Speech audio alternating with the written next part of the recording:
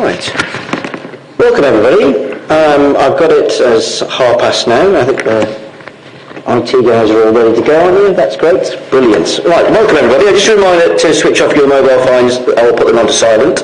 Make the following announcement with regards to webcasting. This Cabinet meeting is being filmed and recorded. Anybody who does not wish to be recorded is to make yourself known to the officers. I will now go round the Cabinet members just for a brief introduction. For those who are not familiar, I'll start with Councillor Warren, please. Hi, I'm Councillor Sarah Warren, Councillor for Bath Avon North Ward and Cabinet Lead for Climate Emergency and Sustainable Transport. Thank you, Sarah. Councillor Romero. I'm Councillor Dina Romero and I'm the Cabinet Member for Children and Young People and Communities and I represent Southdown. Thank you, Dina. Councillor Samuel. Councillor Richard Samuel, I represent Walcott Ward and a Cabinet Member for Resources. Thank you, Richard. Councillor Ridley. Evening, I'm Councillor Amanda Ridley, I represent Bathwick and I am Transport Cabinet Member. Thank you, Amanda. Councillor Wood. By the microphone that works. Dave Wood, Councillor for Mendip Ward. Apologies, I'm losing my voice tonight. Cabinet Member for Neighbourhood Services, and apologies, I have to leave a little early to make a meeting in my ward. Thank you, Dave. Councillor Paul.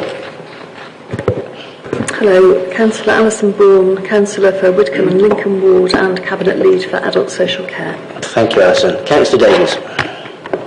So I'm Tom Davis, Councillor for Walcott Ward and Cabinet Member for Joint Cabinet Member for Adult Services and Council House Building. Thank you, Tom. Councillor Roper. Hi, Councillor Mark Roper, Councillor for Newbridge Ward and Cabinet Member for Economic Development, Regeneration and Growth. Thank you, Mark. Right, so we'll get the official stuff out there. Emergency evacuation procedure. Marie, would you like to read it out?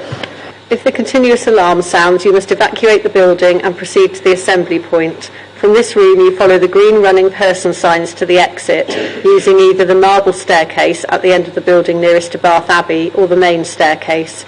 Please do not use the lifts. The assembly point for this building is in Orange Grove on the green opposite Browns. There is an evacuation chair for use by disabled people in the corridor outside the Council Chamber Public Gallery. Alternatively, the area at the top of the marble staircase has been designated as a safe refuge where persons needing assistance should assemble. Thank you, Marie. We have one apology for absence, don't we? I have apologies from Councillor Tim Ball. Okay, and we all wish Tim a speedy recovery. Right, declarations of interest. There's none been stated. Anything from the floor. Councillor Wood. Just declaring interest in the item on climate emergency as Director of Avon Trees. Is that duly noted? Yeah, noted. Thank you very much. Okay, urgent businesses from the Chair. There is none, so we'll move straight on to questions from the public and councillors. All registered questions and answers are printed and available in the public gallery and have been emailed to the questionnaires. There have been 4 questions from councillors, 10 questions from the public. There are no councillors present to ask supplementary. Correct? No, we shall move on straight to the statements and petitions from the public. Could I ask Malcolm Baldwin, please, to come down and give his presentation? Thank you, Malcolm. Yes, anyway, that's fine. It's quite a complicated machine, isn't it? It is. So are you the person to guide me through? Yes, whenever you're... Sorry. And the is on.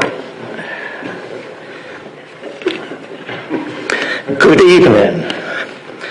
As our city fast approaches its next local elections, with Purda only a couple of weeks away, it's not a bad time to perhaps take some stock.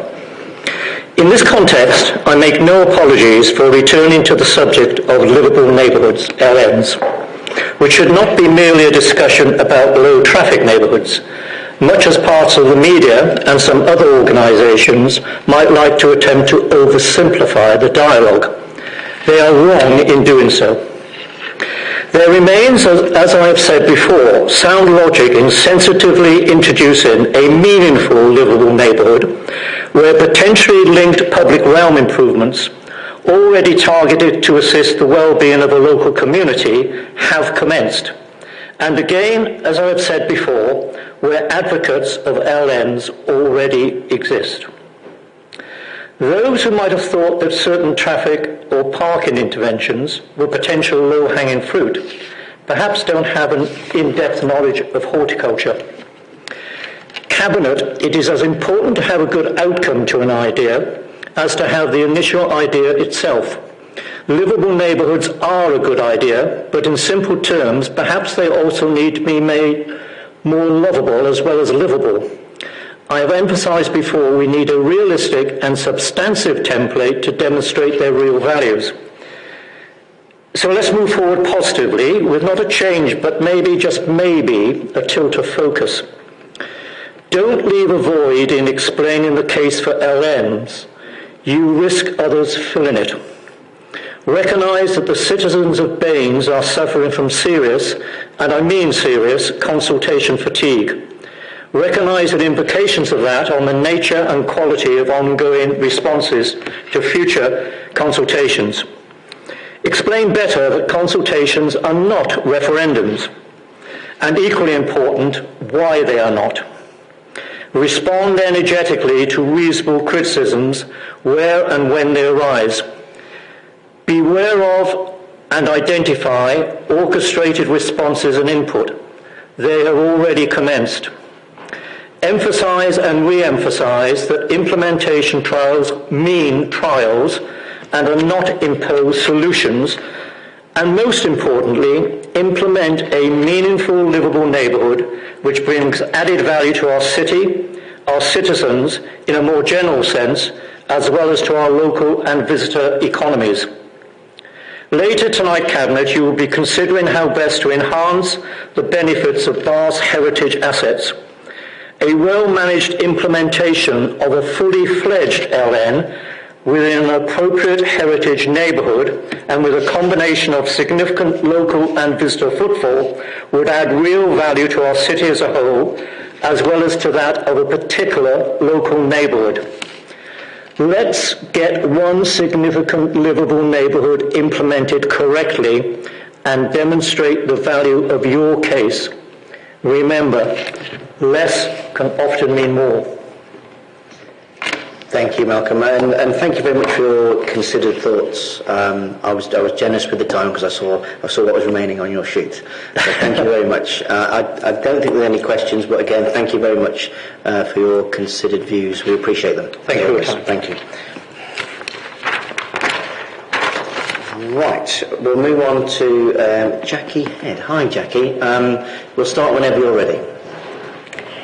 So I'm making this statement on behalf of the Sustainable Transport Subgroup of the Chew Valley Area Forum Climate and Nature Emergency Working Group. We really must get a shorter name soon. Firstly, we wanted to really thank you for your continuing support in the weekly meetings of our group with the transport officers in Baines and Wecker. This has been invaluable for us in being able to feedback local issues, influence some aspects of DRT delivery, and know that we're passing on accurate information to people in the Chew Valley via our bus transition in the Chew Valley Facebook group. Thank you too for the positive feedback you gave to our report making a case for the 672, which was created from granular research into the needs of people who are reliant users of the 672, featuring the unique voices of 33 people in the Chew Valley.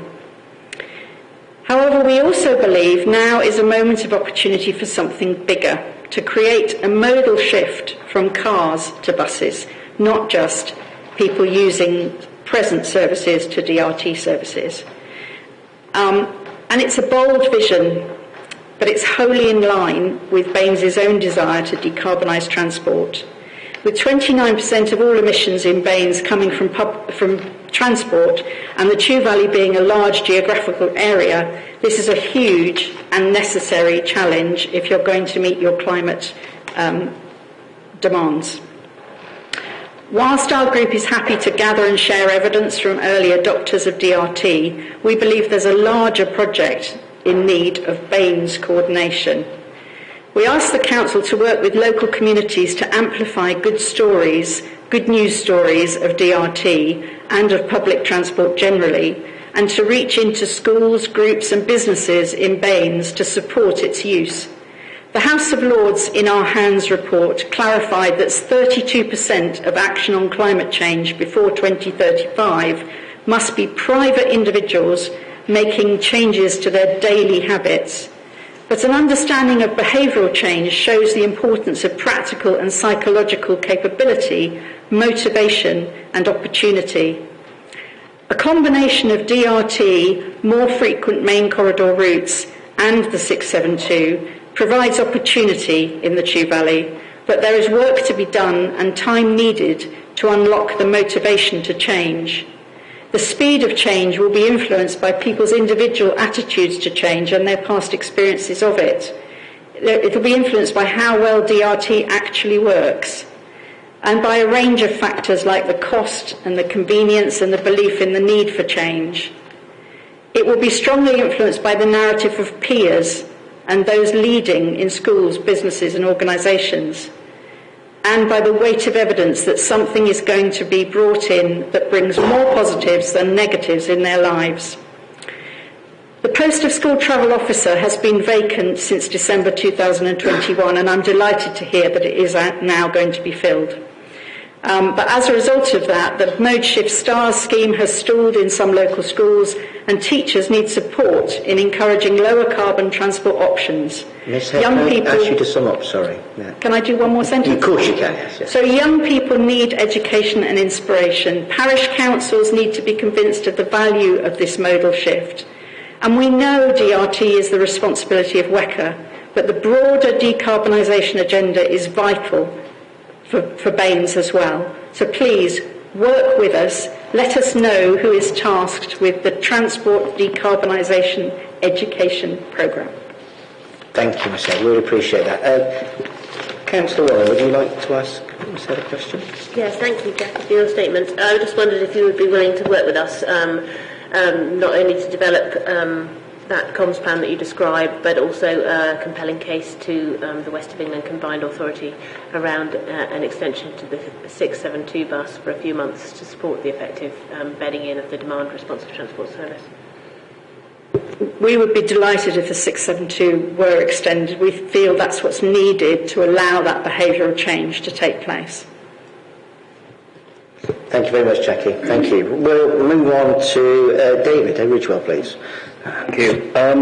So I think buses are a very complicated issue at the moment. The West of England Mayoral Combined Authority has the responsibility by law, by statute, and by order. There's a joint provision for supported services with this council, South Gloucestershire and Bristol, but the responsibility does lie with the mayor. That is actually legally and clear. And therefore, we've only got certain amounts of money. We've got the levy, which obviously comes from local authorities, which is frozen by all three at the moment, plus not much from North Somerset. And then we've got the bus service improvement plan money, which there is £108 million between the two authorities. That's the West of England Mayoral Combined Authority and North Somerset, because they're the legal owners of the money. The difficulty is we have a number of bus services that were BSIP services that need to be developed across the conurbation, including the Chew Valley, the 527, and of course routes across South Bristol and East Bristol, all of which will lose a considerable amount of bus services on the 1st of April and in June. So a quarter of the network will just simply vanish. That is how serious it is in this city region. It's the only city region in this situation, I stress. That's why we now have Lee Rowley, the Minister involved from Levelling Up, now involved in the governments of WECA, wanting to understand with Mark Harper how any city region can lose a quarter of its bus services. It's quite serious, this. The government's review at WECA is serious. Franchising, well, franchising is an interesting proposition, but it takes 5 years, and it will require the purchase by the Mayor and North Somerset to join, precepting powers which we don't have at WECA, which need to come through Parliament. LEP and North Somerset joined the West of England Mayoral Combined Authority, and the purchasing of 800 buses from First Group, Stagecoach, and 6 bus garages, because that's exactly what Andy Burnham's having to do. He's having to buy the assets. You don't get the assets for nothing, you have to purchase them. So he's got firepower from Block Grant, he's got firepower from his trams, he's got a lot of money. We haven't got that. So franchising is an option, but it's not the main option I'd recommend. I'd say get on and continue through the working up of looking at the process, but we really need to make the BSIP work and the enhanced quality partnership work. And we need to do some proper bus planning, and we're not seeing it in Western England. We need to see these BSIP routes should have been sorted. We should have been sitting down with this limited subsidy we have, with the money that WECA had available. I've done this myself. I'm a member of the Somerset Bus Advisory Board for the council, and we're doing it. And I don't have problems with DfT, but I do have problems with WECA with the Department for Transport. So tomorrow we have the first bus service improvement plan, which is the government body. I'm sorry it's not Baines, for Jackie's benefit. It's actually WECA and North Somerset. But it's not meeting in public. So Jackie can't zoom in. I've been trying all day to get a position where Jackie can YouTube tomorrow and watch, or her colleagues, I should stress. And we haven't got that. That meeting should be public, Kevin. We should just make sure of it. So Franchise is the way forward, but we've got to find answers by June, and we've certainly got to find answers pretty quickly. All I'd finally ask, there's a board meeting on Friday with WECA and with North Somerset. I think you should put the buses back on the agenda as an emergency issue, especially, finally, point to make, the Audit Commission has now red-carded buses and DRT and said it's a serious issue, and this is the auditors to WECA. So we've now got red flags flying everywhere, and so it should come back and be re-looked at, and I think Friday might be the option. The other thing I want to make sure you look at is please don't drop the mass transit project. No. There's scope to want to drop that between Bristol and Bath. I'd ask you to keep that alive with Marvin Rees. Thank you, David. We have been pushing to put buses back on the agenda for WECA's meeting, and I have written, I think Sarah's written as well, to the WECA mayor requesting that. But the agenda is in the hands of WECA, which is quite frustrating, because it is. I think you would as well. Yeah, and I support your comment on mass transit as well. Okay, thank you, David. Jevon Smith, please. Jevon. Yes, please, Jevon. Please come down the front. Yeah.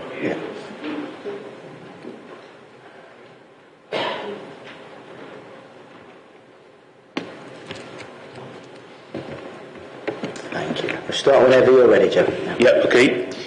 Just to let you know, I use public transportation across the length and breadth of Great Britain. I am a big user of the 636, which is going to be withdrawn altogether, which has been running over the whole of the time I have been using from my village in Whitchurch, where I've lived the whole of my life, used for like the whole time that's now, how many years, since around 1994 I've been using public transport on my own due to two complex disabilities that are hidden in me. Asperger's syndrome autism with petit mal epilepsy. Now, I've specially at the last minute come to this meeting today on one bus, the 379, in the opposing direction to what it would have come to here, and then specially on a train to here. Yes, so I'm taking a big journey next week all the way up to Aberdeen. That's around 500 miles. On National Express coachings, and then coming back via Megabus. Now, if these services in this region, like many others are in the nation, not going to be joined up, and where services are cutting, fed with another service, you can see good samples of this joined up working, where solutions are made. And this is not being done in this region, which is a big matter. And unless we look into solutions, this to me is not right at all. So the big vulnerable parties like me, a disabled, and the elderly, who cannot, especially where there are strugglings on hills, running out of breath, causing a bigger health crisis, and government wouldn't be good on the health sector neither. And it would fill up the hospitals, to say the least. Need this cracking on. Thank you, Jem. I really appreciate that. I really appreciate your time for coming in. Thank you very much. Move on to Luke Emmett, please. Luke.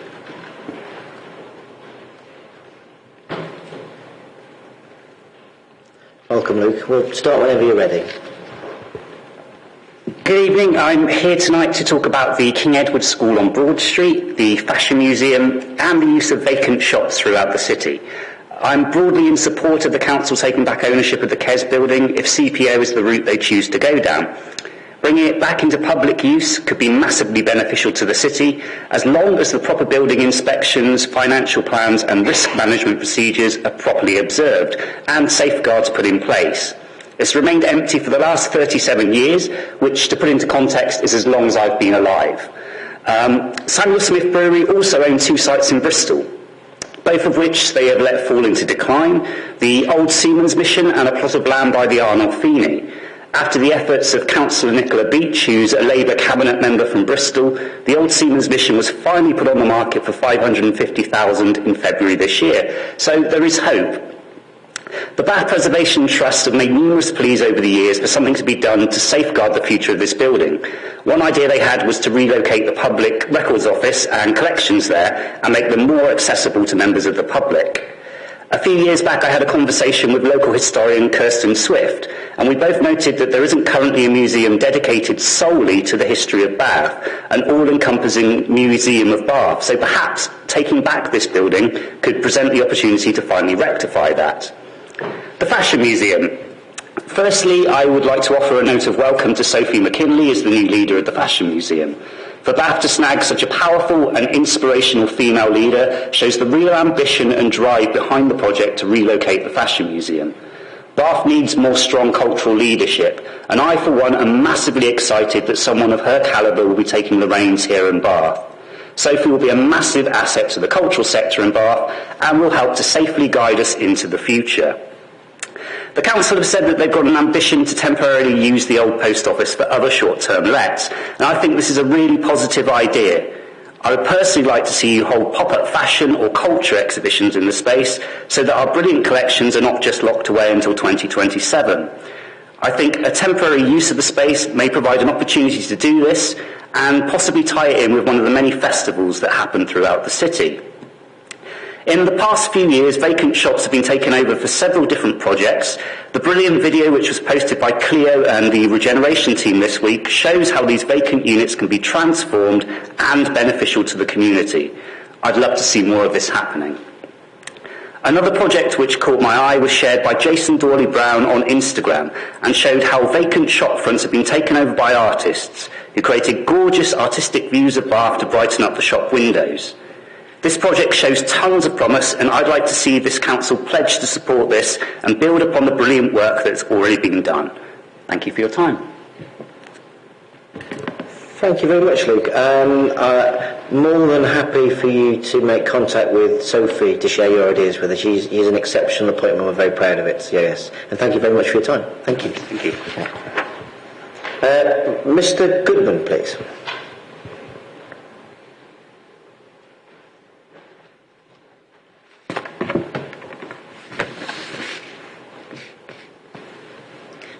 I suspect you will be pleased that this is your last Cabinet meeting, so you do not need first-hand to hear me telling the truth about how poorly your administration had treated the city.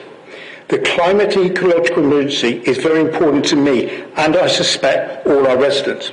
When I read, and I quote, Cabinet is asked to note the positive progress and achievement over the last few years on the implementation of the Council's climate strategy. Wow, I wish that was completely true. I've taken the trouble to read the report on the action plan and wonder how many of you have. Some may, of course, have, but if you all had, then you would not be proceeding with the destruction of Toothful Field, which a Cabinet member has said to residents he will spend whatever it takes to obtain planning permission. What an omission. And when you continue to waste money and have surveyors spending days on the site recently and openly admitting that the field is too wet to build in, it says it all. Why do you want to save face before the environment? You should be ashamed of yourselves. This project must not go ahead if the climate and ecological emergency means anything, and no animals or reptiles should be killed as they were a few years ago on the field by contractors instructed by this council. It is good to hear some honesty in the report saying you are not on track to deliver net zero by 2030 or to reverse the decline in wildlife by the same date. But then when you read on, you blame other people. In the recommendation to Cabinet, you are to note progress in the understanding renewable energy in Baines. I wonder if your new renewable energy manager has looked at the failure of your development company to provide PVs on the roof of Keynsham Riverside development, despite this being strongly promoted in the planning permission and part of that consent. We've all heard the excuses year after year. I know why it's not been provided, but do you? Why are you putting all your eggs in one basket? I see no reference to wind turbines. I may be wrong, but I can't see any. I'm sure if you took the trouble to speak to officers, you would know that I spoke on this particular subject in a conference in the House of Commons, and my speech, even if I say so myself, was well received. What progress has been made since then on turbines? By the look of it, none. I see you are triumphant air source heat pumps at Charlton House. Perhaps you should have more concern about what has happened to the residents sitting in their own urine before having pictures taken with heat pumps. Still, those Cabinet members do not have the gumption to resign. I fully accept there is more to do on traffic, but the way you are going about it is alienating residents. You must bring them with you and look to proper consultation, which must not be ignored. You must listen. Councillor Warren, I look forward to the open debate with you. I remember only too well my discussions with the Cabinet member. Can I ask you to sum up, please? Thank you. You gave lots more things. Prior to the motion on ecology emergency, put forward before Council, had a reluctance to do so. Just one last sentence. I am immensely upset that I'm still immensely upset that I was forced to resign as a trustee of Avon Wildlife Trust because this council did not like my criticisms on Entry Hill. I wonder who has been proven right. Thank you, Mr. Goodman, for your time. Thank you. Anyone would like to ask Mr. Goodman a question? No. Thank you very much, Mr. Goodman. Nicola Bota, please. Miss Bota.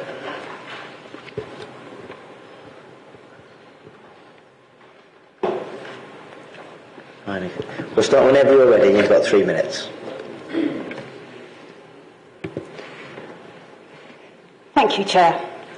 I speak as a citizen of Bath whose twin passions are creating thriving, resilient places and regenerating social and economic systems.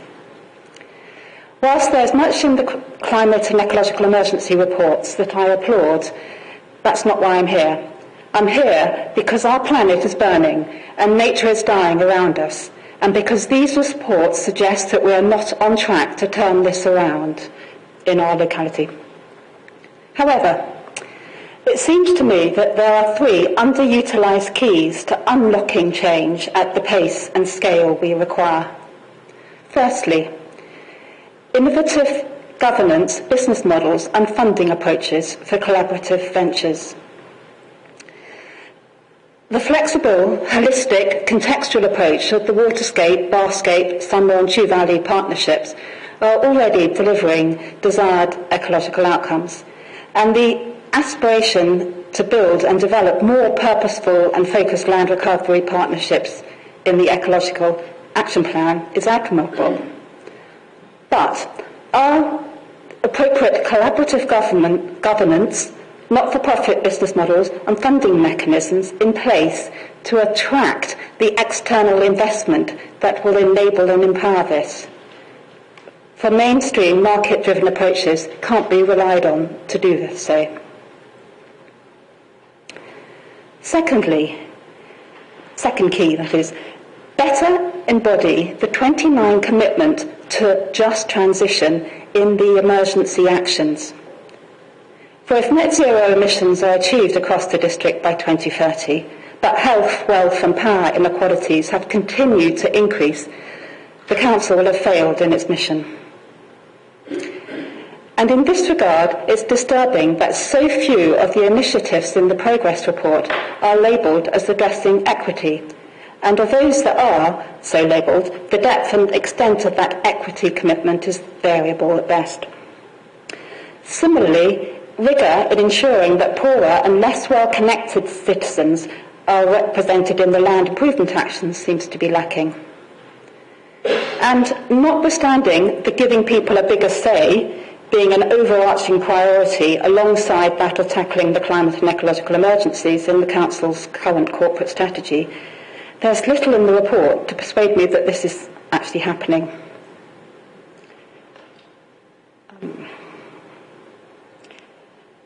And thirdly, third key is integrate strategic framing, narratives and metrics. I'm glad to see that council officers are exploring donut approaches to operationalising equity as well as ecological goals in its next corporate strategy. And I hope that a wide array of local stakeholders will be included in its definition, portrayal and development.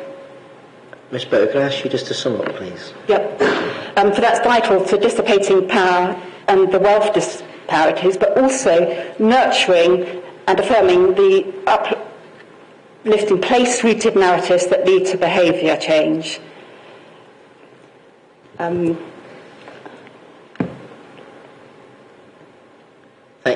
leave it there. You sure? Thank you, Ms. Bowe. If you haven't quite finished, I think Councillor Warren, would you like to? Well, I just wanted to thank you for speaking with us earlier this week, and if there's things that you haven't covered now that you'd like to convey to us, do drop me an email and we can have a further discussion. That's fine. It's very difficult to do within a 3 minutes. No, and it is very difficult. Thank you very much for your time. Thank you. And finally, Councillor Hodge, please.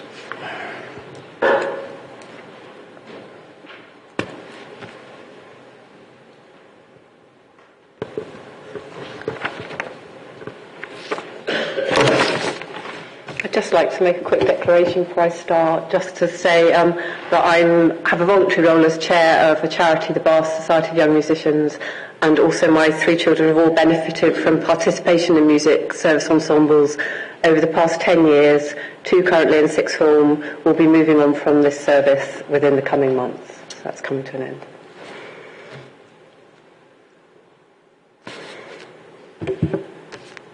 Thank you for the opportunity to make a statement on the Baines Music Service. I would like to ask for consideration of funding to help the service build back after COVID, which saw numbers fall dramatically. Already this year, the service, which employs almost 50 part-time music tutors, has supported music in 92% of our state schools.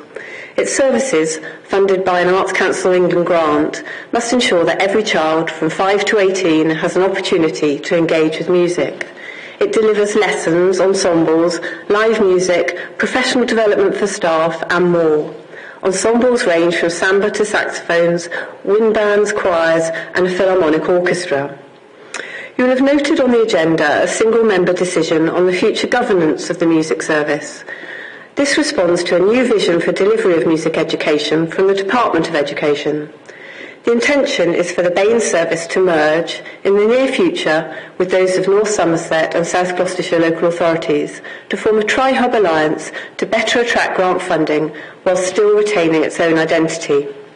The reason for this request now is that the service has been through a challenging time trying to build back after COVID whilst being in a transitionary period in terms of delivery model and organisational change. During COVID, numbers of instrumental learners plummeted and the numbers participating in ensembles dropped by half to just 100. Though there has been a gradual improvement in learners since then, the number taking part in groups has been slower to recover. Young people coming together at music centres helps build back social engagement and mental health well-being post-COVID. The music service very much wants to increase engagement and cross Baines and build back participation. Additional funding would enable the following. Firstly, responding to student feedback through the Bath Festival's Roots Through Music project, the service would diversify to include music production, purchasing equipment and specialist instruction to take around schools and youth centres, particularly meeting the needs of rurally isolated students. Secondly, to attract young people who are not currently accessing music activities, they will run a programme of music-making workshops across Baines, leading to a festival day at a music centre, introducing a new cohort to the bands and orchestras. Thirdly, they aim to add new ensembles to include absolute beginners and a wider range of genre. Finally, engagement with young people to identify barriers to participation will be prioritised.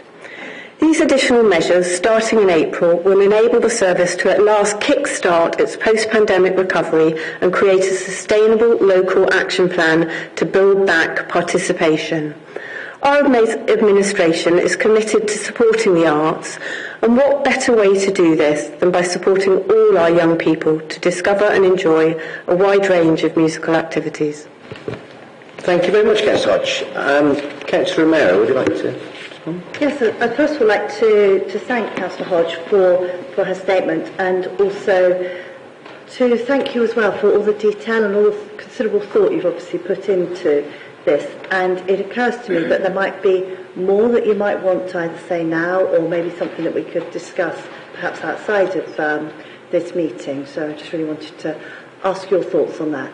Yes, thank you, Dina. So what I set out today is really the lead member of the service's aspirations, the 4 points of what they would like to deliver, and I'm confident from my experience of the service that this will be a real will really enhance the service and diversify its offering.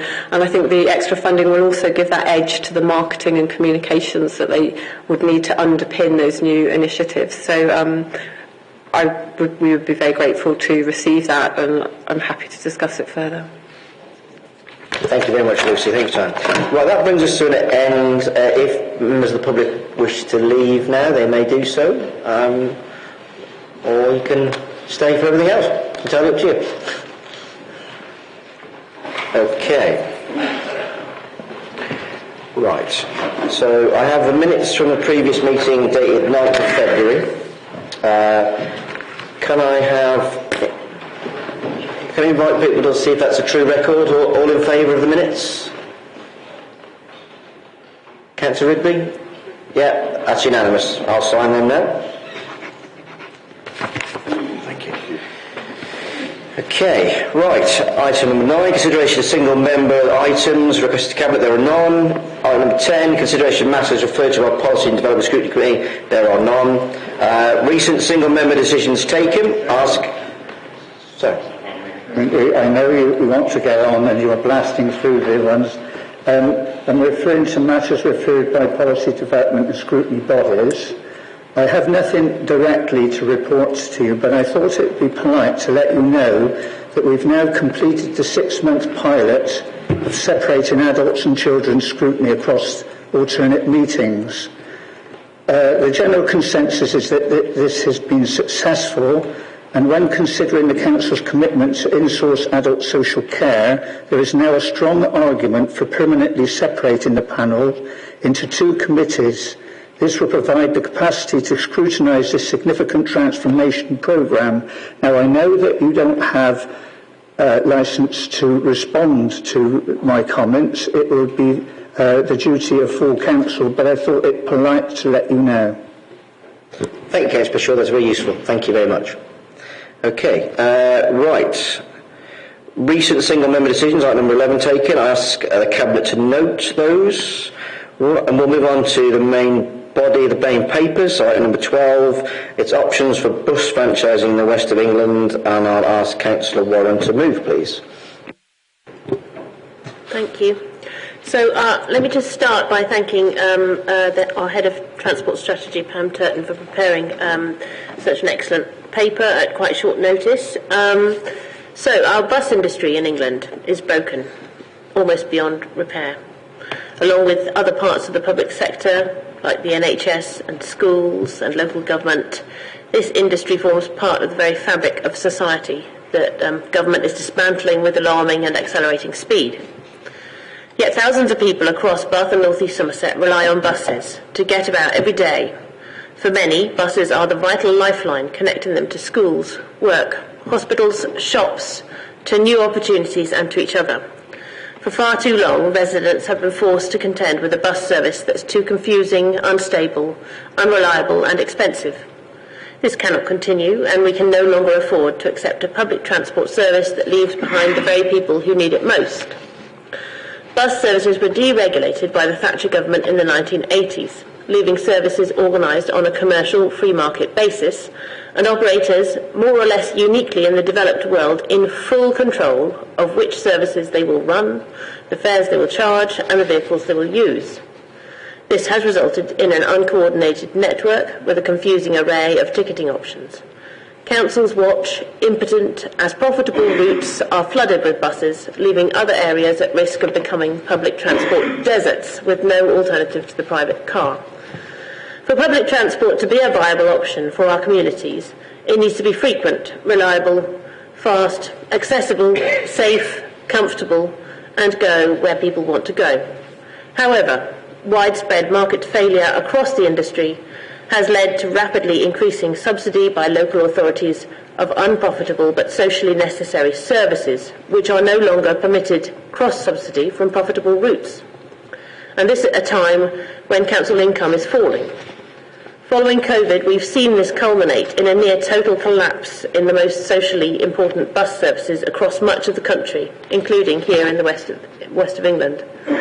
With transport currently accounting for 29% of carbon emissions in the Bath and North East Somerset area, and buses a vital lifeline for communities, we are committed to enabling more people to travel by bus. Using the powers that devolution has given us, we want to build an integrated transport system that's faster, cheaper, cleaner and more reliable. This starts by taking back control of our buses to give us, rather than the private operators, greater control over fares, routes, vehicle specification and timetables. That way we can ensure buses integrate better with other modes of transport and offer simpler and more convenient ticketing. In the Bus Back Better strategy of 2021, the government set out its support for local transport authorities to access franchising powers as a way of rapidly delivering improvements for passengers. A franchise system would effectively mean that every bus service is paid for by the combined authority, who would in turn receive the income from fares, and they would contract with private bus companies like First or Stagecoach to operate the services. The model has been used in London for decades and is being introduced in Greater Manchester, whilst in contrast, the West of England is the only combined authority nationally that is not investigating franchising. Baines Council backed franchising when bus services were discussed last October, and we are today joining other councils across the West of England in explicitly calling for the Metro Mayor to commission an independent review of options for the franchising of bus operations. It is true that other mayoral combined authorities have precepting powers, meaning they can raise a precept on council tax to fund mayoral responsibilities such as public transport as part of their budget. That's why we're proposing that Mayor Norris should also explore this option to provide additional vital funding to support the bus network locally. Franchising will be the most significant change in how buses are operated in the region since they were deregulated in the mid-1980s. We want to put the public back into public transport by putting us in control of our bus services and make these services work for us rather than as a cash cow for private shareholders. I say to Mayor Norris, bus franchising was a central plank of your manifesto, and you told us the possibility was on the table, but we learnt only this week that no formal analysis has been done on bringing buses back under public control. The power to do this lies with you and with you alone. It's time for new thinking that both contributes to our net zero targets and puts the needs of passengers first. Now, let's see you put your money where your mouth is and commission a review of options as step one on the long road to franchising. I move. Thank you very much, Councillor Warren. Extremely clear explanation of the issues facing the bus services in the West of England and indeed across the entire country. Councils are rather stuck in the middle when it comes to services. We have an uninterested government, a near monopoly company running most commercial services, and the West of England Combined Authority, which is supposed to be in charge of buses, but which isn't willing to grasp the bull by its horns, as you've just explained. And as usual, residents, particularly the most vulnerable and isolated, are the ones that are stuck in the middle. We desperately need better communication from the West of England Combined Authority, with information being shared transparently and promptly rather than being drip-fed to us. We have written several times to the West of England Mayor asking for engagement and public information around his new minibus on-demand scheme, DRT, a scheme we now hear will not be running this spring but instead will be implemented in stages. We We have also asked him to confirm which new spinal services will be funded, when will North East Somerset residents know what options are available to them so they can plan ahead. Franchising seems to be one of the tools available to the Combined Authority to help deliver a better service for Baines. So far, the Mayor has been reticent about when and if he will get started on franchising. It is a challenging and expensive process which could take a long time. The Mayor is in charge of the buses and he needs to get on with it now. I'm happy to formally second the paper. I will open for debates. Councillor Samuel, please. Thank you, Chair. I'll just add my voice of support for that statement, really. The reality is that the West of England Combined Authority has severely let down residents in its area. The Mayor has made no progress towards franchising, and that information had to be extracted from him by Freedom of Information requests. This is an appalling state of affairs, and hundreds of people are disadvantaged by poor decision-making at the Combined Authority. And we know the Combined Authority's governance. I'm not even sure if there's a single member of staff at senior level now who is a permanent employee. It is not surprising that we have this dysfunctional authority. But leaving that aside, whether franchising is the ultimate solution to the current bus malaise or not, it needs to be examined, and it needs to be examined in parallel with the options for precepting powers, because the two go absolutely hand in hand. And I just want to pass comments on the issue about the levy.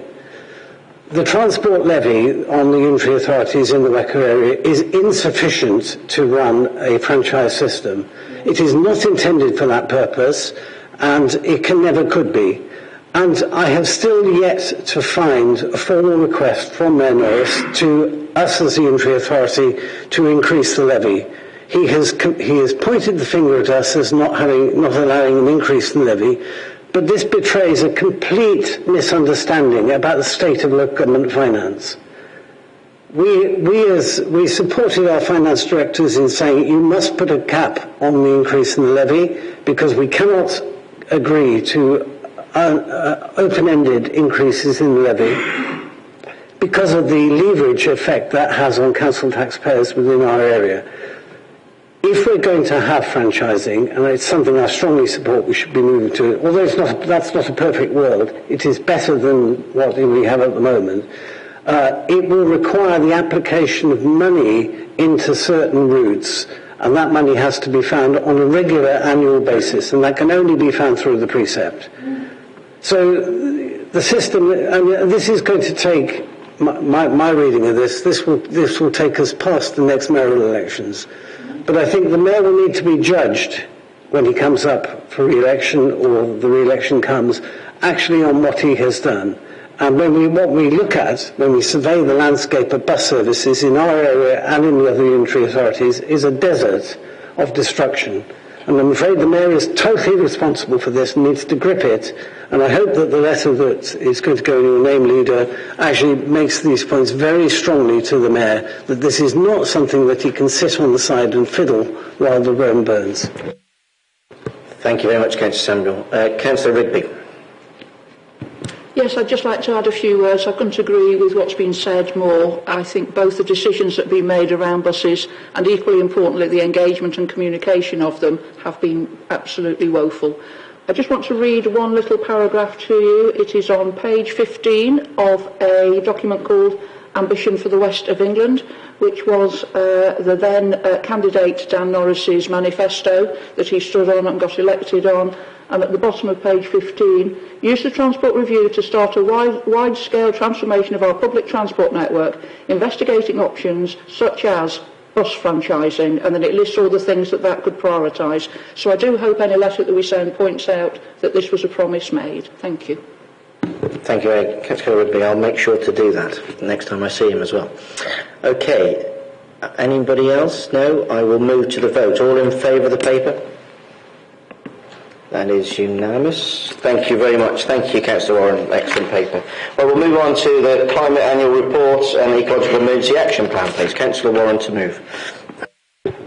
Thank you. So So exactly 4 years ago, in March 2019, Bath and North East Somerset Council declared a climate emergency, pledging to provide the leadership for the district to reach net zero by 2030. Since that evening, we have seen an increase in global atmospheric carbon dioxide by around 8 parts per million, from 412 to 420, bearing in mind that scientists consider the safe level for human civilization to be 350. Local weather events over the last year, like last summer's record-breaking heat wave, which saw UK temperatures above 40 degrees for the first time ever, have re-emphasised the importance of this declaration. We can now all see the damage being done with our own eyes, telling us we must maintain our urgency for greater and faster action. Baines also declared an ecological emergency in 2020, with the objective of being nature positive by 2030. Scientists estimate that the world's biodiversity is now just 75% intact, significantly below the 90% threshold that scientists consider safe, with the UK languishing in the bottom 10% of countries for biodiversity. Firstly, Cabinet, we are being asked this evening to note progress against our climate strategy over the last year.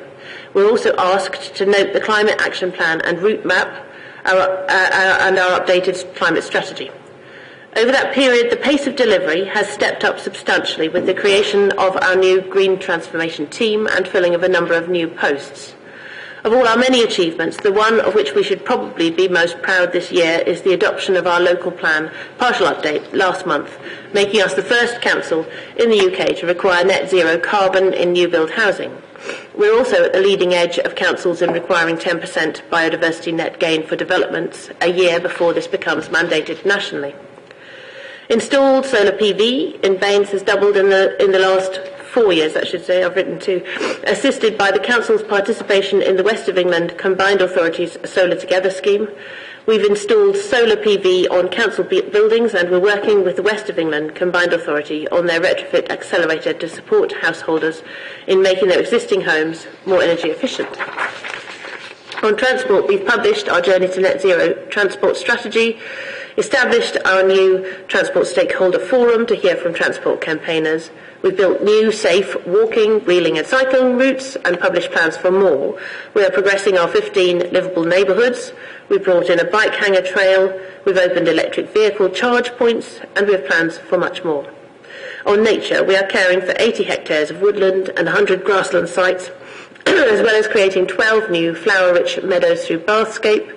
We're securing funding to create nature-rich areas across 34 hectares of green space in Somer Valley, and we're changing management practices across 32 hectares of our parks and green spaces to benefit pollinators through our Let's Get Buzzing campaign. And this evening we are approving our brand new Ecological Emergency Action Plan.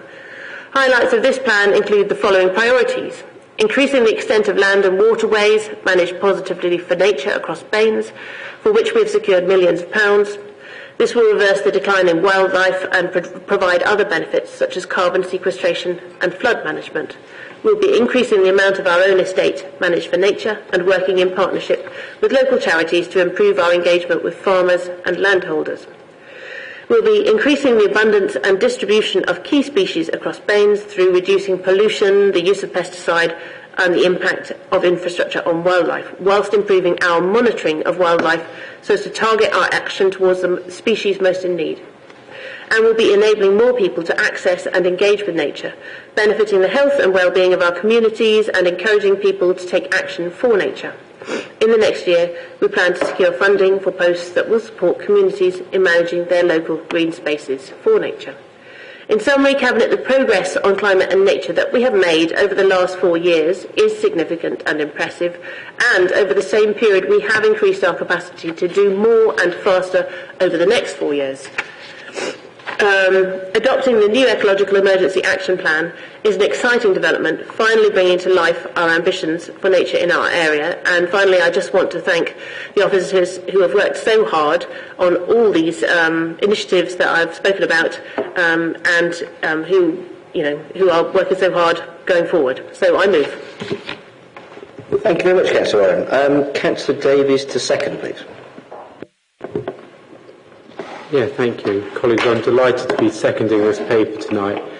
As the paper and my colleague Councillor Warren have just noted, whilst there is so much more to be done, the report in front of us tonight does undisputedly show the significant impact that we are having as a council in leading our area to the hugely ambitious targets set in the declaration of the climate emergency in 2019. I'm also very pleased to see the Ecological Emergency Action Plan included in the papers tonight, which I welcome as another very impressive and well-considered approach to tackling this crisis. Taking the climate emergency report, decarbonising and generating locally our energy is an area of notable success which should be celebrated in this report as a collaborative effort across our area. In particular, I'm pleased to see that the rate at which domestic and business solar PV is being installed has, as Councillor Warren referred to earlier, doubled since 2019. But in my capacity as Cabinet Member for Council House Building, I'd also like to focus on what is one of the huge challenges in us meeting our local target, decarbonising the stock of buildings in our area. The requirement for retrofitting our buildings is huge, with 65,000 properties identified as needing some degree of retrofitting to increase energy efficiency. National government, especially under this Conservative government, have a terrible track record in tackling this key aspect of our carbon emissions, with failed and poorly designed retrofitting initiatives on their watch. I welcome the progress and the foundations for scaling up the region's retrofitting work, which are detailed in the report, but I'm sure that all of us here are cautious and concerned about the scale of work which is needed to tackle the challenge in our stock of buildings. However, there are causes for optimism in this area, and I'm particularly proud of the work which the Council is doing in its own stock of housing under our Baines Homes programme and through our subsidiary Aquis. I think, for example, of 23 Grosvenor Place, a Grade 1 listed building, the recent council refurbishment of which included measures which will see emissions drop by some 40%, and the exemplar new Sladebrook Road development, to name just two schemes. And perhaps most exciting of all, and I don't mind repeating what my colleague said a few moments ago, most exciting of all, there was the huge decision taken at the council meeting in January, in which we became the first council in England to adopt an energy-based net zero housing policy that places ambitious targets on housing developments as well as all new major non-residential developments, and we should celebrate the step we took in that decision. And so yes, there is so much more to be done that will require us all, residents, the council and the national government, to each play our part. But to those involved in this report tonight, and in particular to Councillor Warren and the leadership she has shown over the last 4 years, but for everyone who has already played their part in taking us closer to our ambitious targets to tackle both the climate and ecological emergencies, we pass on our collective thanks, and I'm delighted to be seconding this paper. Thank you very much, Councillor Davies. Well said. Open up for debate. Councillor Wood and then Councillor Samuel. I'll just make brief comments as I'm still losing my voice. Just wanted to emphasise our best ever recycling rate in Bath and North East Somerset, building a brand new recycling centre at Pixash, and also being on target to plant 100,000 trees by the end of this planting season in the next month or so. Thank you very much, Councillor Wood. Councillor Samuel. Thank you, Chair. I just want to start by actually paying tribute to what Sarah Warren has done actually over the last 4 years. When she surveyed this landscape 4 years ago, the landscape we inherited, this council was doing very little in terms of responding to this challenge, and there's so much to do. So the progress that you've made over the last 4 years actually is terrific when you know how, from what a low base the council started. So that your personal leadership of that has been incredibly impressive, and we all thank you for that and celebrate what you've done. The point I wanted to make, just kind of following that on, was really we have elections in a couple of months' time, and I think what the public should be invited to ask is the parties who are striving to represent us, what are they saying about this agenda? What are they saying? Are they in support of it or are they against it?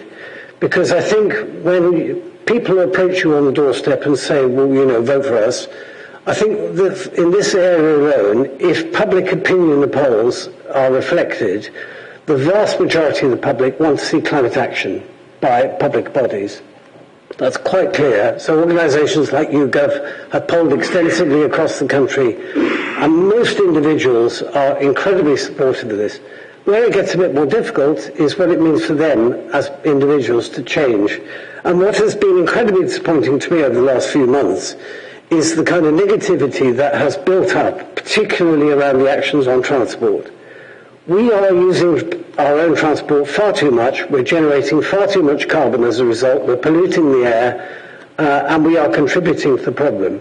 So any measures that the Council takes to try and limit the growth in transport emissions, I think should be applauded. But actually, when I see some parties actually jumping on the bandwagon of that negativity and opposition, I have to say to myself, what are you actually saying here? That you want to see climate change? I don't think so. And that's why I really encourage people to quiz their candidates in their wards about where they stand on this issue. Because I think probably, although parties adopt positions to win votes, actually backing an approach that says we don't care what happens to climate is a loser. And I hope that we see a good debate around this as we go into the elections.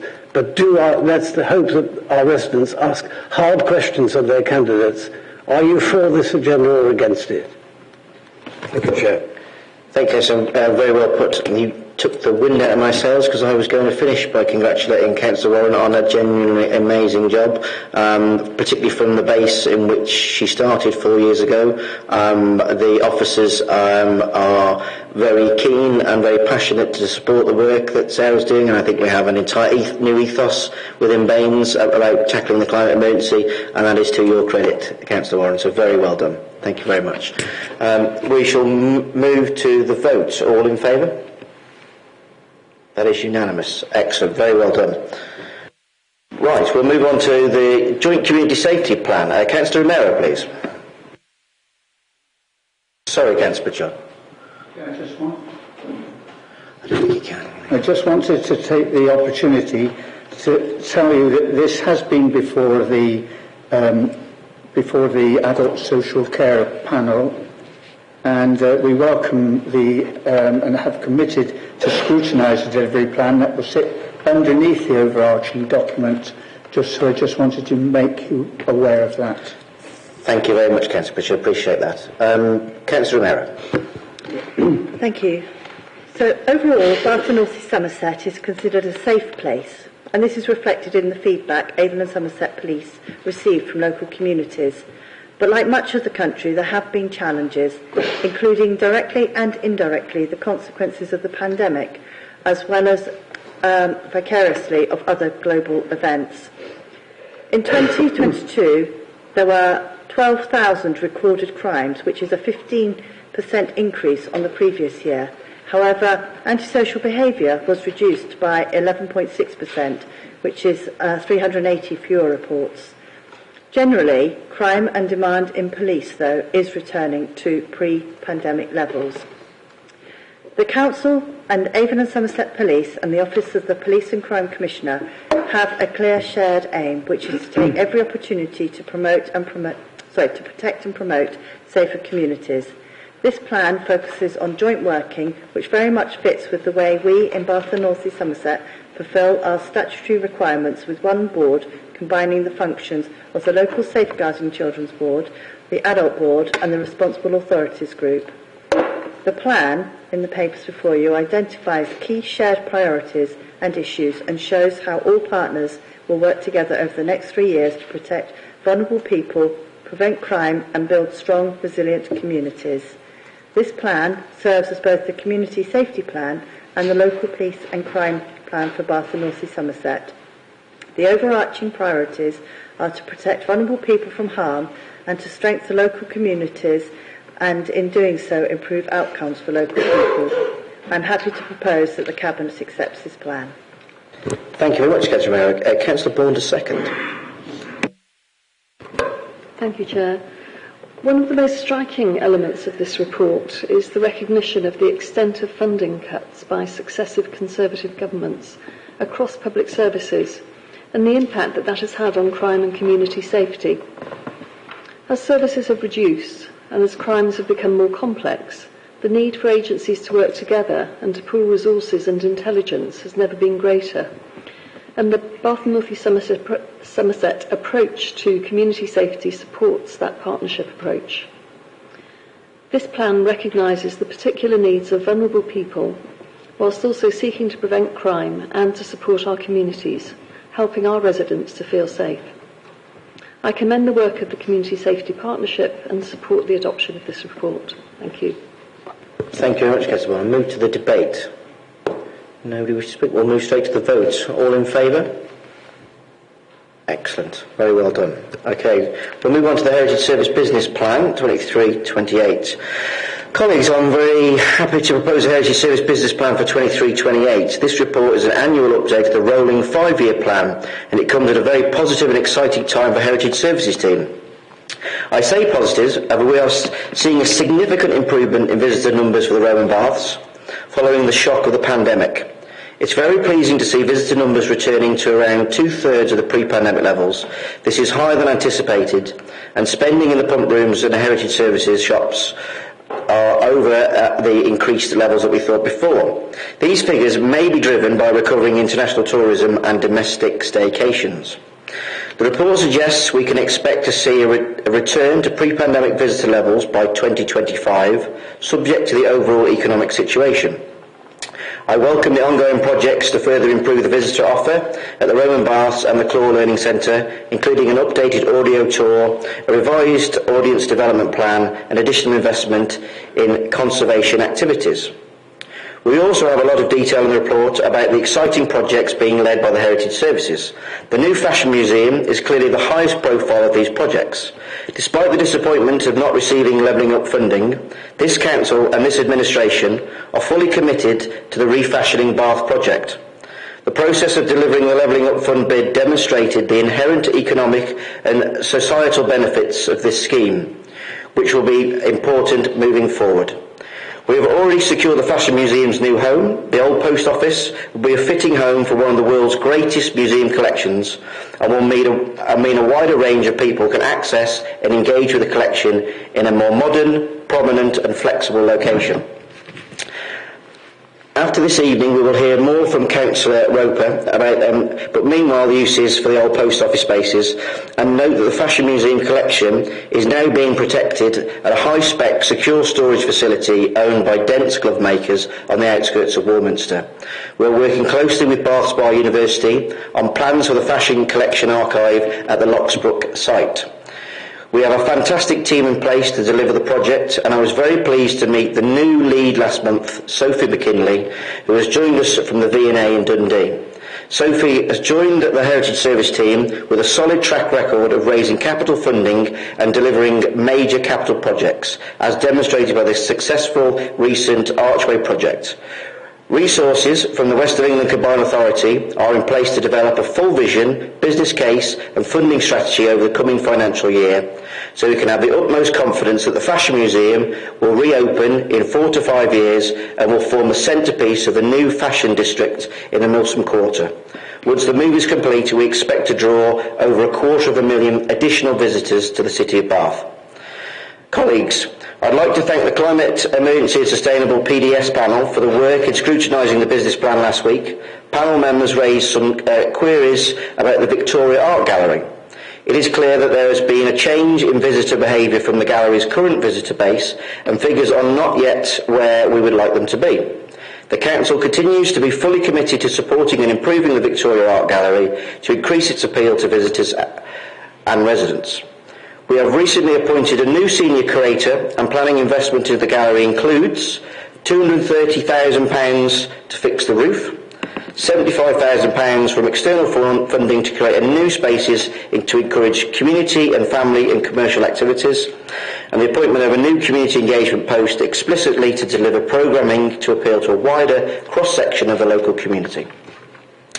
One of the greatest assets we have for the Council and our staff, so I am pleased to see that the new Heritage Service Strategy emphasises the investment in staff and development at the Victoria Art Gallery.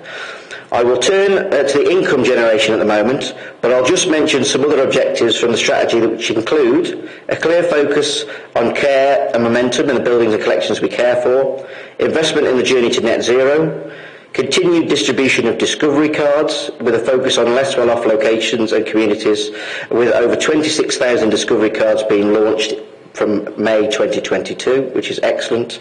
Community engagement and audience development, and especially delivering direct benefit to local people. Engaging in initiatives and improving destination culture across Baines and the wider region is a particular goal for our heritage team. Clearly, the focus of the Heritage Services is guardianship of our treasured historic assets and encouraging residents and visitors to make the most of them.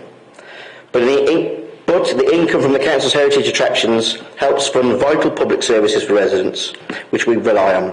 I'm delighted with a strong recovery plan in place. Income is expected to return to pre-pandemic levels over the next financial year, and this is a key aim of the service. The figures in the report anticipate an £8.2 million surplus being returned to the Council in 23-24. This marks Heritage Services as one of the most commercially successful heritage organisations in the whole of the United Kingdom, and I'd like to congratulate the team for that achievement. Finally, talking about heritage, I'd also like to take the opportunity to say how pleased we were to welcome the second General Assembly of the Great Spa Towns of Europe last week. Bath's rare second UNESCO World Heritage Site inscription is a massive achievement, and I was very proud to accept the official UNESCO certificate confirming the city's inscription as one of the 11 Great Spa Towns of Europe on behalf of the whole community. Therefore, I am delighted to move recommendation 2.1 to approve the Heritage Services Plan.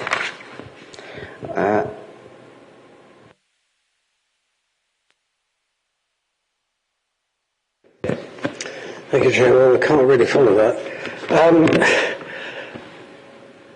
You touched on the financial stream of income that the Heritage Services bring to the Council. That is, of course, very important. And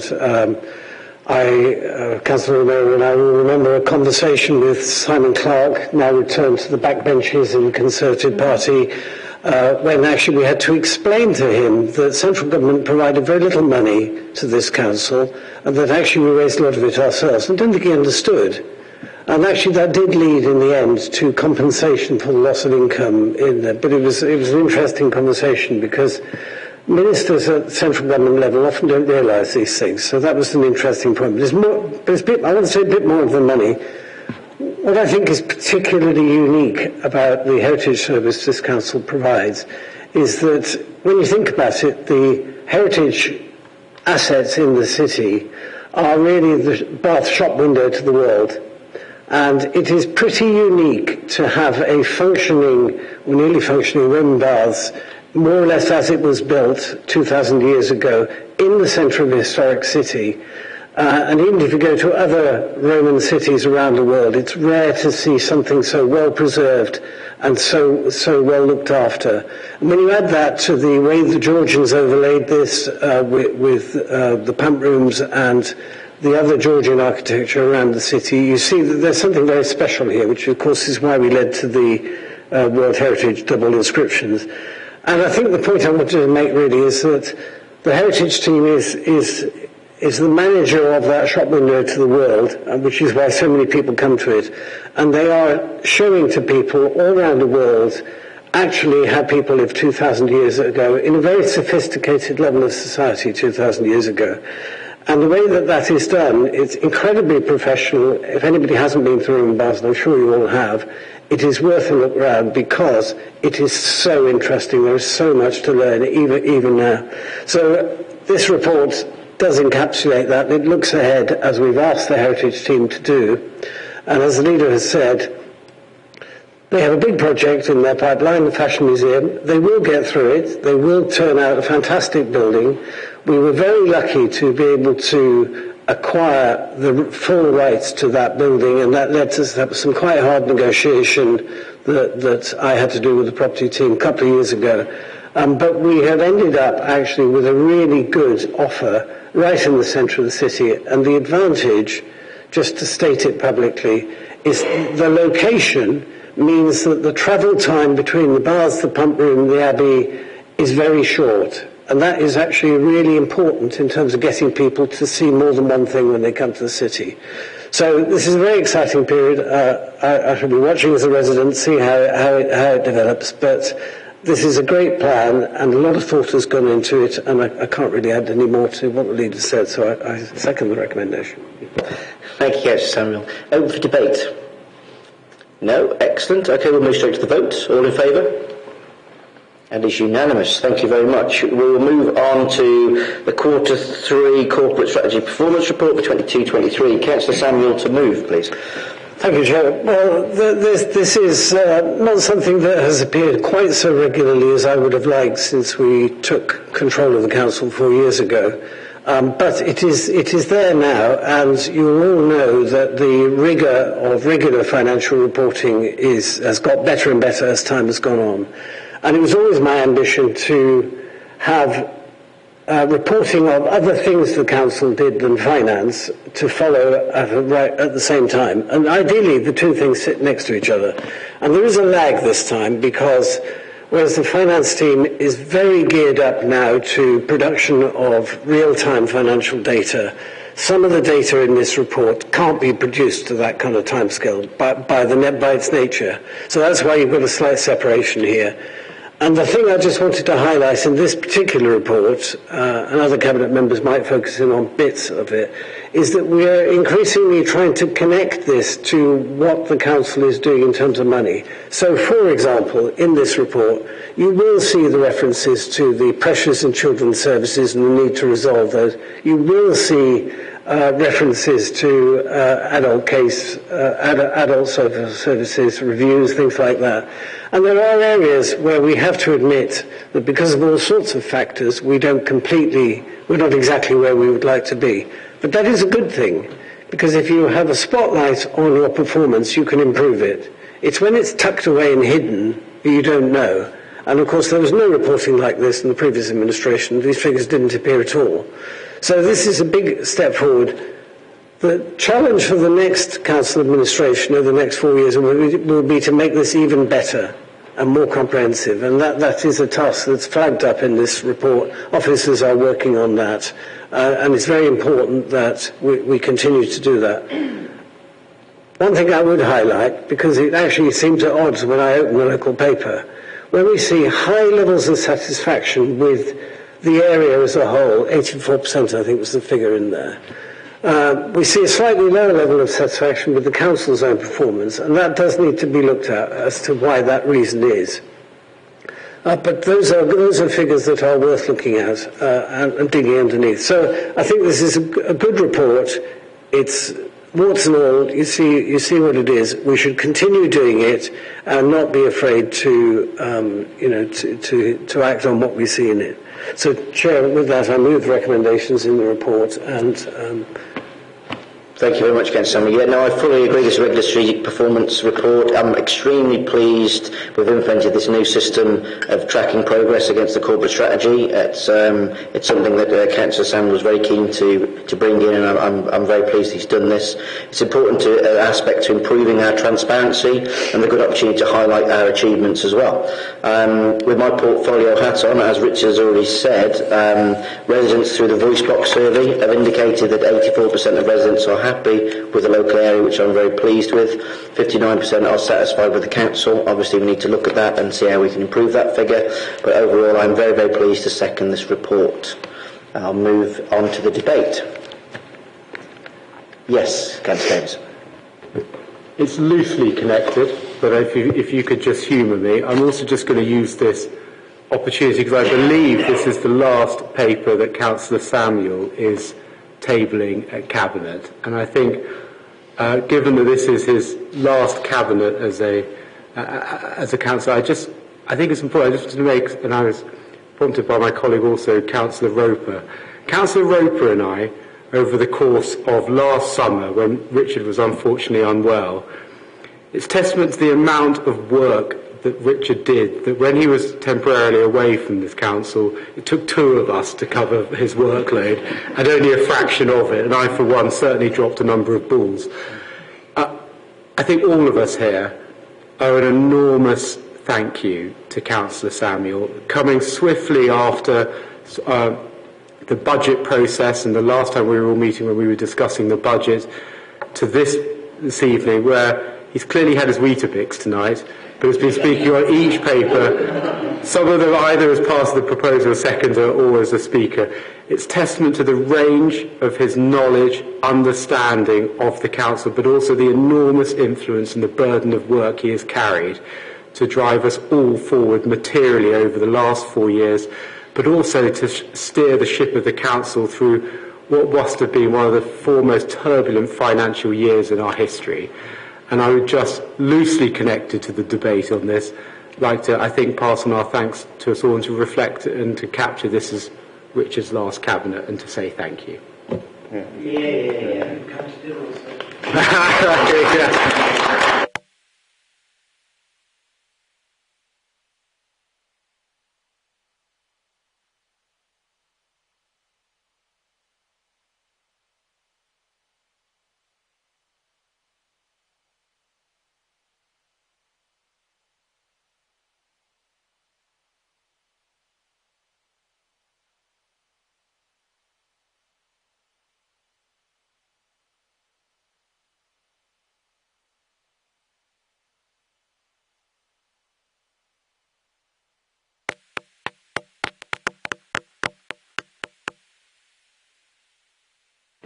Milton Court update. Okay, I'll ask Councillor Roper to move, please. Thank you, Chair. This paper covers two topics relating to the Milton Quarter project, the post office and the old King Edward School building. Iconic properties in the city that all Bath residents know well, and many have watched and wondered at the sad state of the latter for far too long. The post office conversion to the new and exciting Fashion Museum is a work in progress, as Councillor Guy referred to, and there are solid plans being developed to raise the finance needed to create a fabulous new asset for our city. Proposal 3 in this paper delegates the decision on meanwhile uses for the post office while that plan is implemented, giving officers the ability to make quick decisions on short-term lets and other usage for the building, raising revenue for the museum and offering local organisations the opportunity to, for example, run art exhibitions or pop-up sales by local makers, similar to number 11 New Bond Street, which has been hugely successful. Incidentally, colleagues may like to know that we will shortly be moving number 11 to a unit next door to the post office, because the demand for retail property in the centre is such that we need to release it to the open market. We are running out of stock of shops. The current vacancy rate in the centre is around 3%, compared to a national rate of over 10%, and footfall in the centre is nearly back to 2019 levels, despite what you may read on some very dubious social media posts. Proposal 1 and 2 are the follow-up to work requested by this Cabinet last autumn, where we asked for a workable solution to the long-term thorn in the side of our city that is the old King Edward School building. This architecturally important and handsome property has sat empty for nearly 40 years. It is at risk. Visual inspections of the exterior show continued deterioration of its condition. The paper outlines a methodology for the Council to help bring the old school back to its former glory. We can do this by a preferred route of working with the owner, Samuel Smith's Brewery. And yet again, I appeal to them to engage with us. But there are several other options available to us outlined in section 3.3. And if all else were to fail, then ultimately there is the last resort of a compulsory purchase order. That, however, would be our least favoured option, and in effect a failure by the owners and the Council, and would be in no one's interest, apart from our respective legal teams. We know from the speech from resident Luke Emmett that there was a similar situation in Bristol, and Samuel Smith negotiated with the Council, and that property is now on the market. So I say, if Bristol can do it, then so can we. The recommendations in section 3.4 of this report are there for all to see, and I commend them to Cabinet. Yet again, this administration is tackling head-on a difficult issue that previous ones have chosen to ignore. Thank you to all the officers involved in preparing this excellent report. It has been a pleasure working with you over the last 6 months. So I move. Thank you very much, Councillor Roper. Councillor Samuel, second. Thank you, Chairman. I'm going to ask you to indulge me because I'm proposing that we add a further recommendation to the ones on that list there. And I'll read it out for completeness. So I'm proposing a new 2.15, because 5 is the numbering actually in the report, not letters up on the screen there. But 2.15, this would read, officers are requested to produce a public report on the internal and external condition of the building for consideration at the next scheduled meeting of the Cabinet. And the reason I say that is that I've walked past this building now pretty well every day for the last 6 years since I was elected to be a councillor, because it's directly on my way into the Guildhall.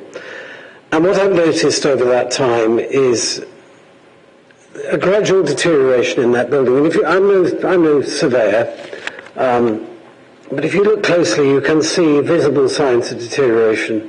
The paint is going from the windows. Some of the windows are starting to, you can see they're loose. I noticed only this morning a drain pipe to one of the rear buildings, which has clearly been discharging. It's probably a hopper that's just overflown or blocked.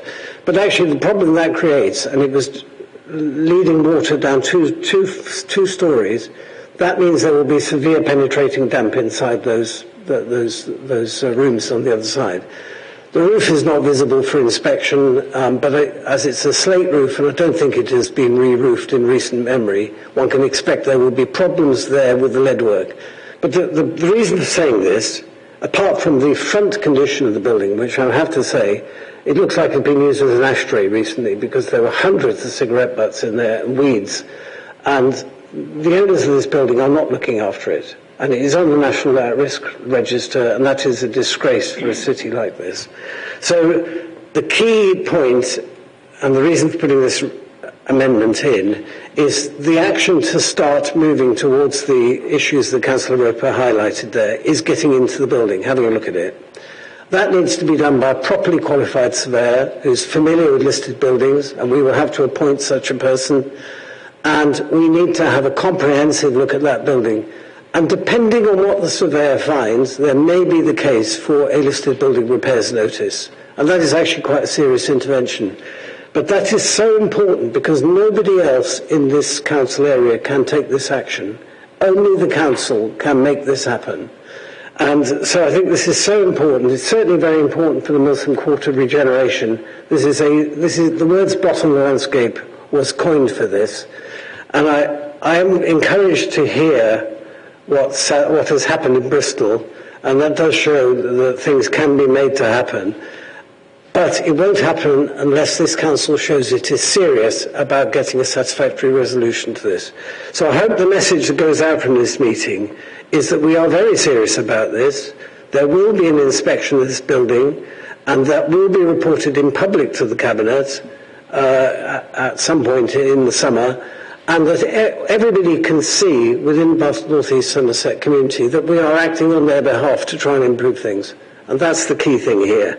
So that's the reason for putting this in, because I think we have to make progress. And as far as the other parts of the report are concerned, yes, I support those. It was always intended the post office building would not sit there empty, waiting for the Fashion Museum. It would be used. And Luke John came up with some good suggestions there, which I think chime very well. So, Chair, with that amendment, which I hope Councillor Roper will accept, I second this report. Councillor Roper, are you happy to accept the amendment? You are, okay. So the amendment becomes a substantive. I'll move to the debate. Anyone wish to debate? No? We'll move to the vote. All in favour? It's unanimous. I'd like to thank everyone for attending and those watching on YouTube, and I will call an end to the meeting. Thank you very much, everybody.